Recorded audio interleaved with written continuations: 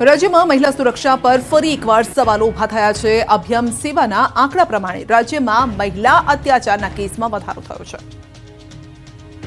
રાજ્યમાં મહિલા અત્યાચારના કેસમાં સતત વધારો નોંધાઈ રહ્યો છે।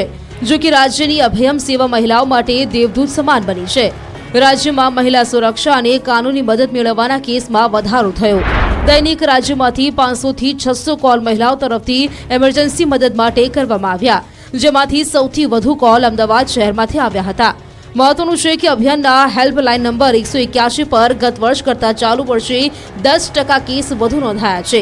ગત વર્ષે રાજ્યમાં દર મહિને 14 થી 15,000 કોલ આવ્યા હતા, જ્યારે ચાલુ વર્ષે કોલ વધીને 17,000 થયા છે।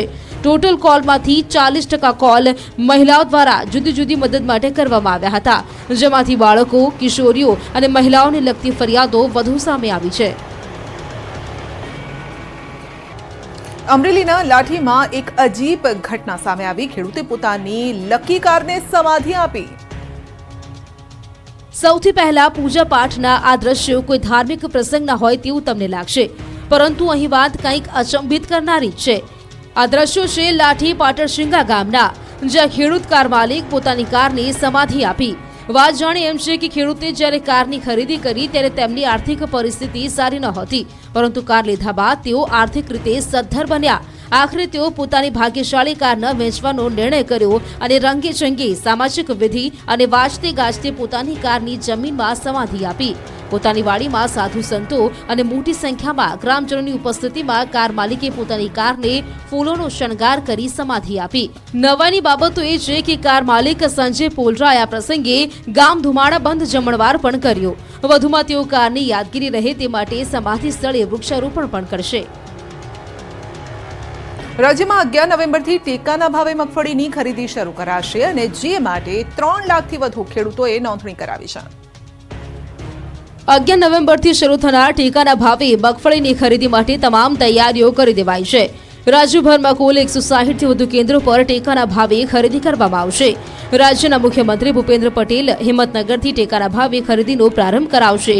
રાજ્યમાં ટેકાના ભાવે ખરીદી માટે 3,33,000થી વધુ ખેડૂતોએ નોંધણી કરાવી છે અને હજુ પણ ખેડૂતો 10 નવેમ્બર સુધી નોંધણી કરાવી શકે છે।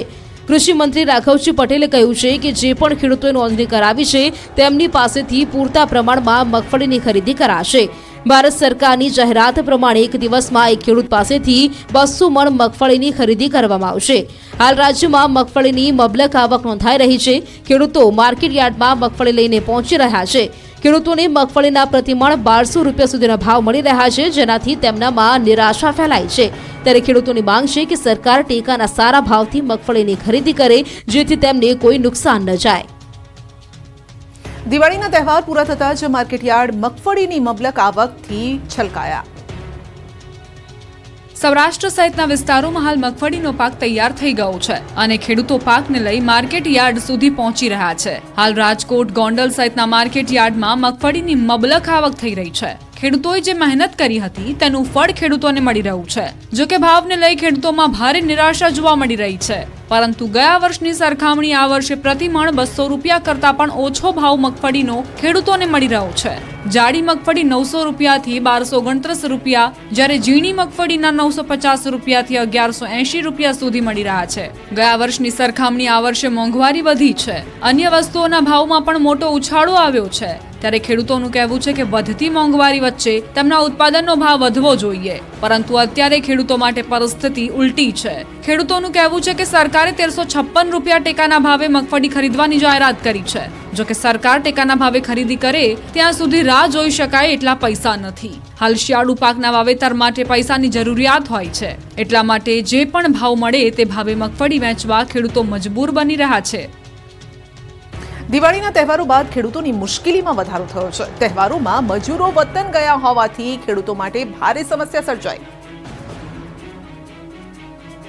દિવાળીના તહેવારો પૂરા થયા તો ખેડૂતોની સમસ્યા વધી ગઈ। દિવાળીના તહેવારો પૂર્ણ થયા, પરંતુ મજૂર વર્ગ વતનથી હજુ સુધી પરત નથી ફર્યા। મજૂરોની અછત સર્જાતા ખેડૂતોને ભારે મુશ્કેલી વેઠવવાનો વારો આવ્યો। જામનગરના ગ્રામીણ વિસ્તારોમાં 500 થી 700 રૂપિયા આપવા છતાં ખેતરમાં કામ કરવા માટે મજૂર નથી મળતા। દિવાળીના તહેવારો પહેલા જ પરપ્રાંતીય મજૂર વતન જવા નીકળી ગયા હતા. જામનગરના ફલ્લા ગામે દિવાળી પહેલા પડેલા માવઠાના કારણે મગફળીનો પાક બગડી રહ્યો છે. બીજી તરફ મગફળીના પાથરા તો કાઢ્યા, પરંતુ થ્રેસરમાં મગફળી છૂટી પાડવા સહિતના કામ બાકી છે. અને મગફળીને છૂટી પાડી તેને યાર્ડ સુધી લઈ જવી ખેડૂતો માટે જરૂરી બની ગઈ છે, પરંતુ મજૂરોની અછત વર્તાતા ખેડૂતો મૂંઝવણમાં મુકાયા છે. ખેડૂતો હાલ શહેરમાંથી ગામડે દિવાળી કરવા આવેલા પોતાના પરિવારજનોને રોકીને ખેતરમાં કામ કરાવવા માટે મજબૂર બન્યા છે, કેમ કે શિયાળુ પાકની વાવણી માટે ખેડૂતોએ મગફળીને સગેવગે કરવી જરૂરી બની ગઈ છે.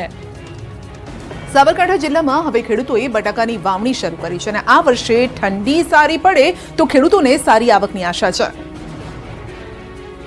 સાબરકાંઠા જિલ્લામાં મોડે પણ હવે ખેડૂતોએ મોટા પાયે બટાકાની વાવણી શરૂ કરી છે. ગત વર્ષની સરખામણીએ આ વર્ષે બટાકાના વાવેતરમાં વધારો થાય તેવું અનુમાન લગાવવામાં આવી રહ્યું છે. જો કે વાતાવરણમાં બદલાવ થઈ રહ્યો છે, તેને લઈ ખેડૂતો ચિંતામાં મુકાયા છે. ગત વર્ષે માવઠાના કારણે ખેડૂતોએ બટાકા મફતના ભાવે વેચવાનો વારો આવ્યો હતો. ખેડૂતોનું કહેવું છે કે આ વર્ષે સારી ઠંડી પડે તો પાક સારો થઈ શકે છે. બટાકાની વાવણી પાછળ ખેડૂતો મોટો ખર્ચ કરે છે.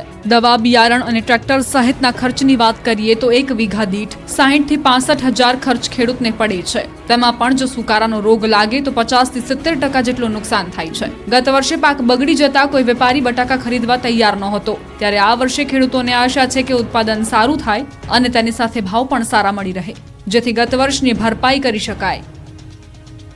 કડી કોટન માર્કેટ યાર્ડમાં ખેડૂતોએ હલ્લાબોલ કરી હાઈવે પર ચક્કાજામ કર્યો. ખેડૂતોનો આરોપ છે કે વેપારીઓ પોતાની મનમાની કરી રહ્યા છે. બંધ રાખીને કોટન માર્કેટમાં હરાજી રાખી તો બધા ખેડૂતો કોટન માર્કેટમાં આવેલા છે. આજે આખી રાતના ઉજાગરા વાળા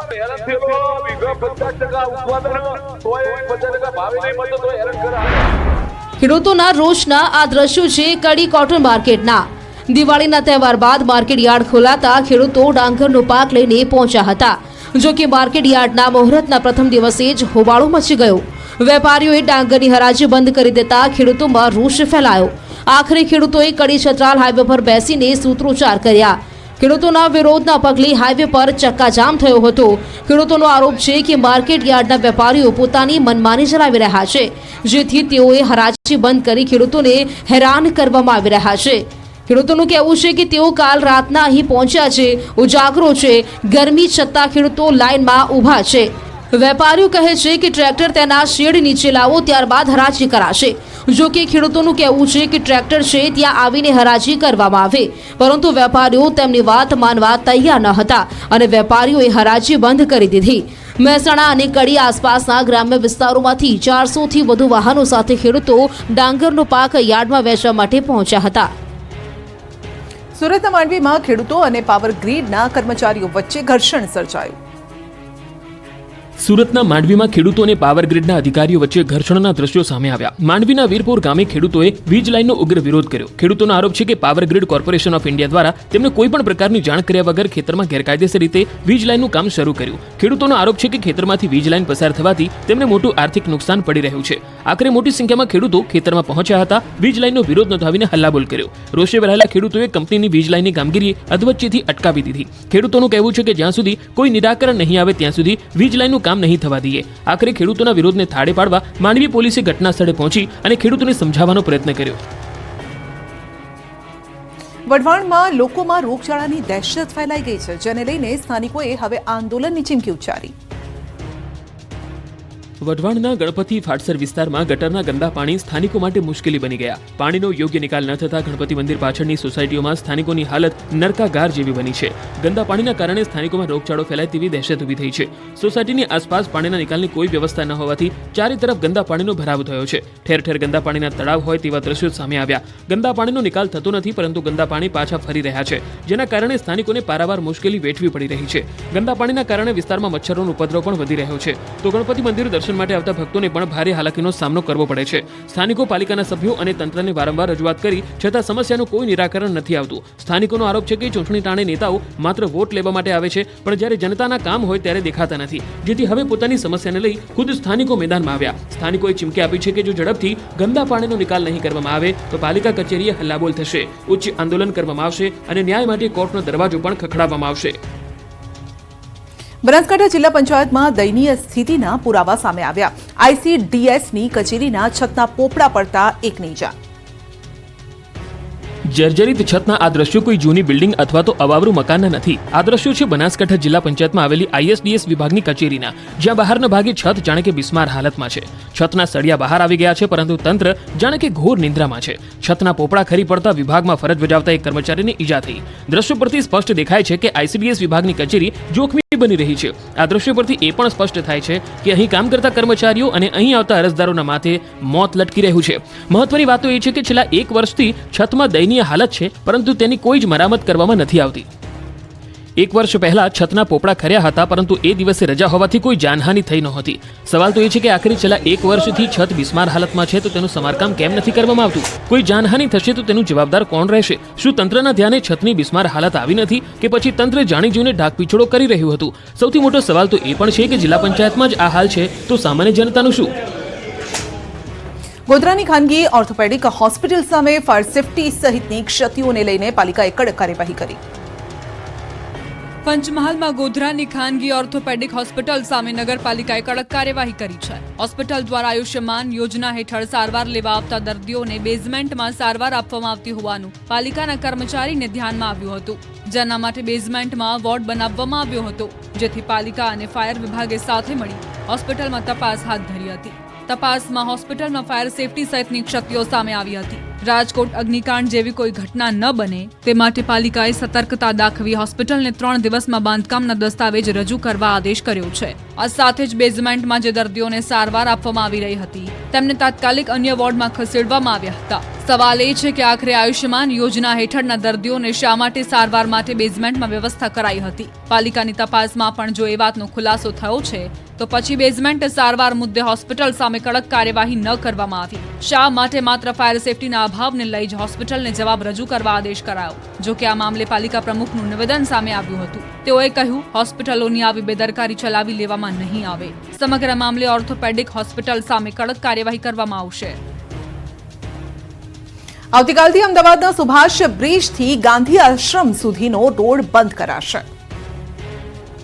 અમદાવાદમાં ગાંધી આશ્રમનું નવીનીકરણ કરવામાં આવી રહ્યું છે, જેને લઈ હવે સુભાષ બ્રિજથી લઈ ગાંધી આશ્રમનો રોડ આવતીકાલથી બંધ કરવા ટ્રાફિક પોલીસે જાહેરનામું બહાર પાડ્યું. 9 નવેમ્બર રાતના 12 વાગ્યાથી રોડ બંધ કરવામાં આવશે. આશ્રમથી લઈને કાર્ગો સુધીનો રોડ કાલથી બંધ થશે, જેનું જાહેરનામું બહાર પાડી અમદાવાદવાસીઓને જાણ કરવામાં આવી. જો કે ટ્રાફિક વિભાગ દ્વારા ચિમનભાઈ બ્રિજથી આશ્રમ રોડ તરફ 2 અલગ અલગ લેન બનાવવામાં આવ્યા છે, જેથી ટ્રાફિકની કોઈ સમસ્યા ન રહે. જો કે વાહન ચાલકોને મુશ્કેલી ન પડે તે માટે ટ્રાફિક પોલીસ દ્વારા વૈકલ્પિક રૂટની વ્યવસ્થા કરાઈ. વાહન ચાલકો સુભાષ બ્રિજ સર્કલથી પ્રબોધ રાવલ સર્કલથી રાણીપ તરફ જઈ શકશે અને વૈકલ્પિક માર્ગ તરીકે સુભાષ બ્રિજ સર્કલથી પ્રબોધ રાવલ બ્રિજ થઈ ડાબી તરફ પલક ટી સ્ટોલ તરફ જઈ શકાશે. ચિમનભાઈ બ્રિજથી આશ્રમ રોડ તરફ 2 અલગ અલગ લેન બનાવવામાં આવ્યા છે, જેથી ટ્રાફિકની કોઈ સમસ્યા ન રહે. સાથે જ આશ્રમની મુલાકાતે આવનાર માટે પાર્કિંગની વ્યવસ્થા કરાઈ છે, તેમજ 1947 પહેલાના મકાનોના રિસ્ટોરેશનની પણ કામગીરી ચાલી રહી છે. આ સાથે ગાંધી આશ્રમના પ્રવાસીઓ માટે આશ્રમ ખુલ્લો રખાશે અને મુલાકાતીઓ માટે પાર્કિંગની ખાસ વ્યવસ્થા કરવામાં આવી છે. વાવ પેટા ચૂંટણીમાં જીત હવે વટનો સવાલ બની છે, અને ત્યારે ગેનીબેન ઠાકોરે વાવની ચૂંટણીને વાયનાડની ચૂંટણી સાથે સરખાવી.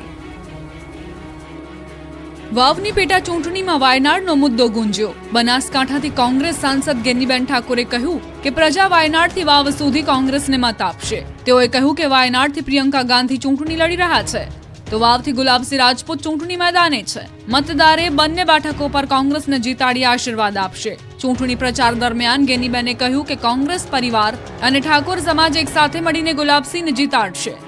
જો કે બનાસકાંઠાના પૂર્વ સાંસદ અને ભાજપ નેતા પરબત પટેલના નિવેદન પર તેઓ પલટવાર કરતા કહ્યું કે ચૌધરી સમાજનું જાતીય સમીકરણ તેમને ખબર હશે. હું જ્યારે 2022માં ચૂંટણી લડી રહી હતી ત્યારે ભાજપના ઠાકોર ઉમેદવારને 90 થી 100% મત આપ્યા હતા. આ વખતે એમનો સમાજ કોને મત આપશે એ એમનો વિષય છે. મહત્વનું છે કે વાવ પેટા ચૂંટણીમાં ત્રિપાંખીયો જંગ જામ્યો છે.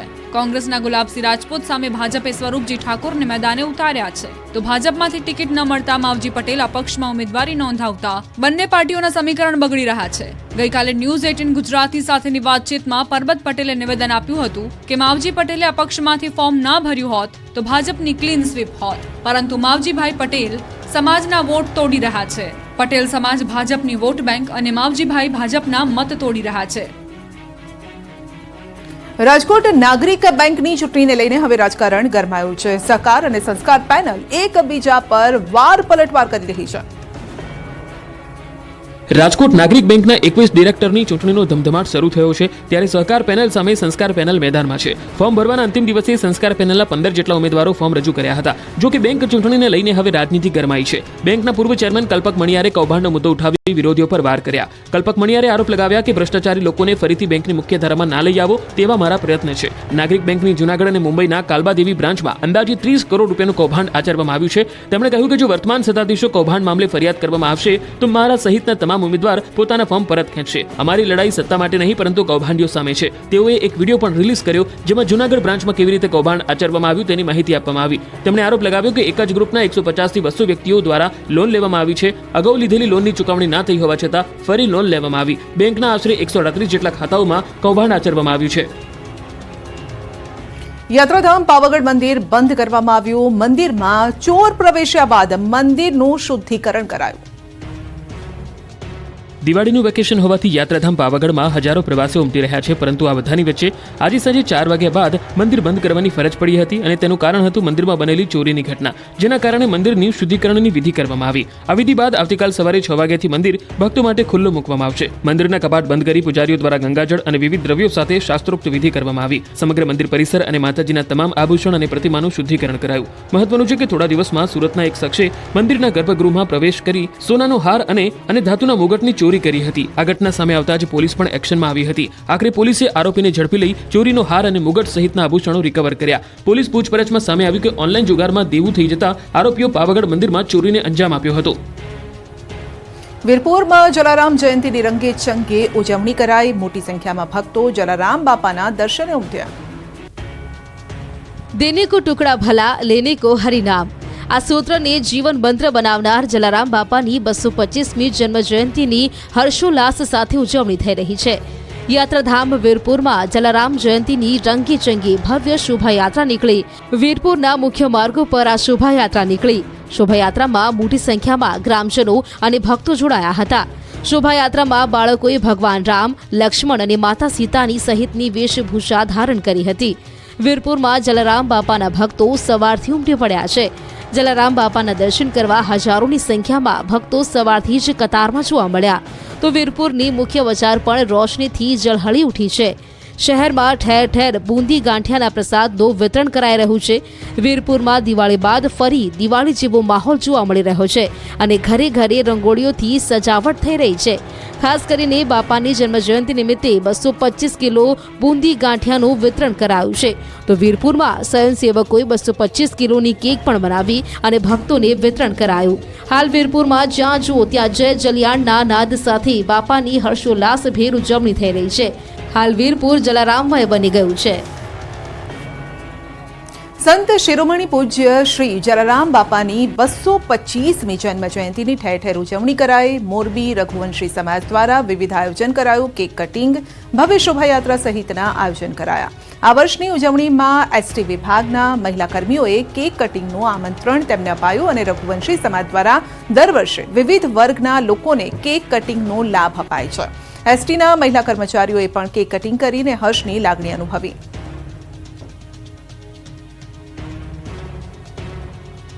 જામનગરમાં અસામાજિક તત્વોનો આતંક, જાહેર રસ્તા પર મારામારીની ઘટના સીસીટીવીમાં કેદ.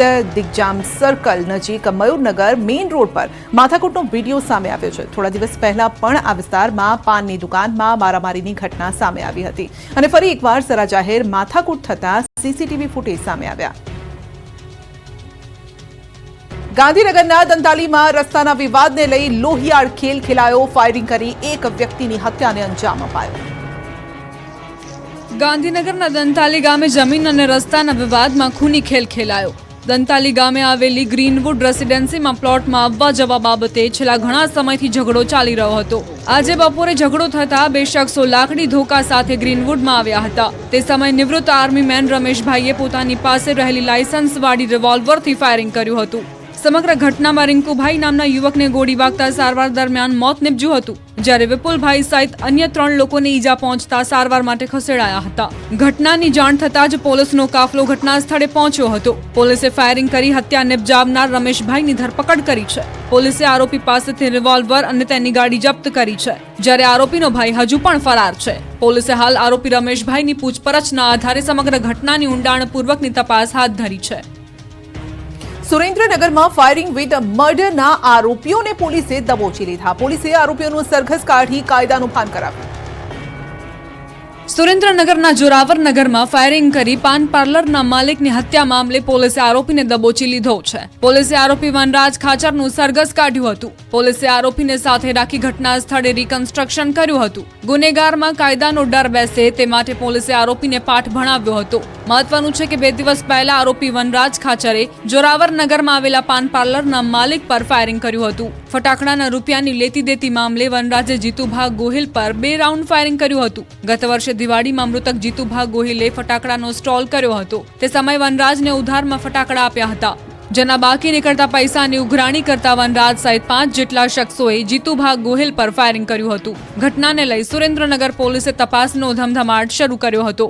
પોલીસને ઘટનાના મુખ્ય આરોપી વનરાજ ખાચરને દબોચી લેવામાં સફળતા મળી હતી. હાલ લોકોમાંથી ગુનેગારોનો ભય દૂર થાય અને અસામાજિક તત્વોમાં પોલીસ અને કાયદાનો ડર બેસે તે માટે પોલીસે આરોપીનું સરઘસ કાઢ્યું. સાથે જ પોલીસે આરોપીની પૂછપરછના આધારે વધુ કાર્યવાહી હાથ ધરી. રાજ્યમાં ફરી એક વખત ડ્રગ્સની હેરાફેરીનો પર્દાફાશ થયો છે. રાજકોટ અને ભરૂચથી ડ્રગ્સ સાથે આરોપીઓની પોલીસે ધરપકડ કરી. રાજકોટ એસઓજીને વધુ એક સફળતા મળી. એસઓજીએ માદક પદાર્થના જથ્થા સાથે કેતન ઉધાસ નામના શખ્સની ધરપકડ કરી. નેપાળ બોર્ડરથી 3.16 લાખ રૂપિયાની કિંમતના બ્રાઉન શુગરના જથ્થા સાથે ધરપકડ કરી. એસઓજીની ટીમને ચોક્કસ બાતમી મળી હતી કે શહેરના રામાપીર ચોકડી પાસેના પુલ નજીક કેતન ઉધાસ નામનો વ્યક્તિ માદક પદાર્થના જથ્થા સાથે ઊભો છે. જે બાતમીના આધારે એસઓજીએ આરોપીને બ્રાઉન શુગરના જથ્થા સાથે ઝડપી પાડ્યો. પૂછપરછ દરમિયાન તે નેપાળ બોર્ડરથી બ્રાઉન શુગરનો જથ્થો લાવીને રાજકોટમાં વેચતો હોવાનું જણાવ્યું હતું. નેપાળ બોર્ડરથી રાજકોટ ખાતે બ્રાઉન શુગર લાવવા બદલ તેને 50 થી 60 હજાર રૂપિયા મળતા હોવાનું પણ પોલીસે જણાવ્યું. તેમજ અગાઉ પોતે 10 વખત નેપાળથી રાજકોટ બ્રાઉન શુગરનો જથ્થો લાવી ચૂક્યો હોવાનું પણ જણાવ્યું. ત્યારે બ્રાઉન શુગર સપ્લાયનું નેટવર્ક ચલાવતા રાજકોટના તેમજ ઉત્તર પ્રદેશના 2 વ્યક્તિઓની પોલીસે હાલ શોધખોળ હાથ ધરી છે. આ તરફ વડોદરા મુંબઈ એક્સપ્રેસ હાઈવે પરથી એમડી ડ્રગ્સની હેરાફેરીનો પર્દાફાશ થયો. ભરૂચ પોલીસે 18 લાખની કિંમતના એમડી ડ્રગ્સ સાથે 3 આરોપીઓને દબોચી લીધા. પોલીસે આરોપીઓ પાસેથી કુલ 20 લાખનો મુદ્દામાલ જપ્ત કર્યો છે. પોલીસ તપાસમાં સામે આવ્યું છે કે આરોપીઓ અગાઉ પણ ડ્રગ્સની હેરાફેરી કરી ચૂક્યા છે. રાજ્યમાં ઓનલાઈન માફિયા બેફામ બન્યા છે. રાજકોટમાં ડિજિટલ અરેસ્ટ કરી 56 લાખ પડાવવામાં આવ્યા. ગુજરાત સહિત દેશભરમાં ડિજિટલ અરેસ્ટના કિસ્સા સતત વધી રહ્યા છે. ઠગબાજો વિડીયો કોલ કરી લોકોને પોલીસ ઓફિસર અથવા સીબીઆઈ અધિકારી બનીને ધમકાવે અને તેમની પાસેથી લાખો રૂપિયા ખંખેરી લે છે.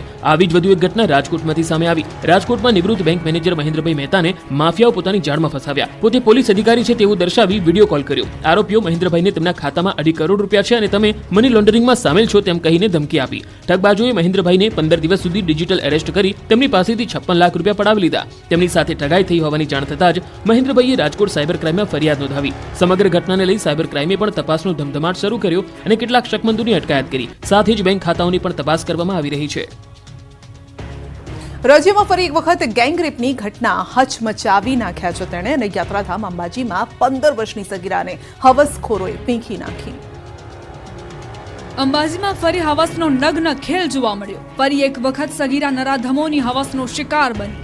અંબાજીમાં 15 વર્ષની સગીરા સાથે નરાધમોએ દુષ્કર્મ આચર્યું હોવાની ઘટના સામે આવતા ચકચાર મચી ગઈ. સગીરાના જાણીતા શખ્સે તેને બાઇક પર બેસાડી અવાવરૂ જગ્યાએ લઈ ગયો અને જ્યાં 6 જેટલા શખ્સોએ તેની સાથે દુષ્કર્મ આચર્યું.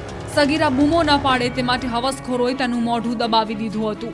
આખરે સગીરા અર્ધ બેભાન થતા જ નરાધમો ત્યાંથી ફરાર થઈ ગયા. જોકે ગેંગરેપને લઈ હવે રાજનીતિ પણ તેજ થઈ ગઈ છે. અંબાજીમાં સગીરા પર દુષ્કર્મ મામલે હવે બનાસકાંઠાના સાંસદ ગેનીબેન ઠાકોર મેદાને ઉતર્યા. તેઓએ કહ્યું જે પરિવારની દીકરી સાથે દુષ્કર્મની ઘટના બની છે તે પરિવારની હું સાથે છું. સાથે જ તેઓએ રાજ્યમાં બહેન દીકરીઓની સુરક્ષાને લઈ પણ સવાલ ઉઠાવ્યા. તેઓએ ગૃહ રાજ્યમંત્રીને વિનંતી કરતા કહ્યું કે દુષ્કર્મના આરોપીઓને બંધારણીય રીતે સજા કરી જેલ હવાલે કરાય. સાથે જ દીકરી અને તેના પરિવારને યોગ્ય ન્યાય આપવામાં આવે. સમગ્ર ઘટનાને લઈ પોલીસ પણ એક્શનમાં આવી છે. પોલીસે